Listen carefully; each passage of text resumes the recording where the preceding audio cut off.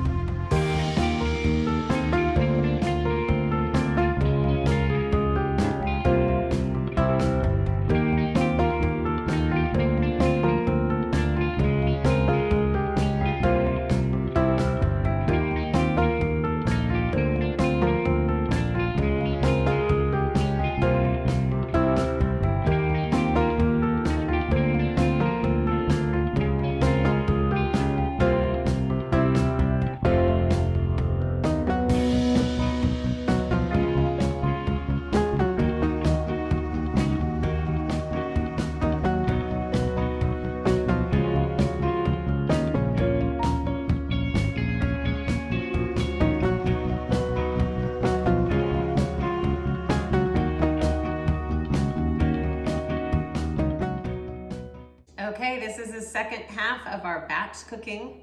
We used the roast. We did not use the entire roast. We used about half. But, oh my goodness, it smells so good in here. I can't wait to dive in. I can't wait for my guests to dive in. So this is your incredibly tasty beef mushroom pasta dish. I hope you enjoy it. I hope you enjoyed the batch cooking and how we used it in 2 different ways. And I really appreciate you liking and subscribing and sharing my videos. Thank you so much. Happy New Year. And until next time, please be well.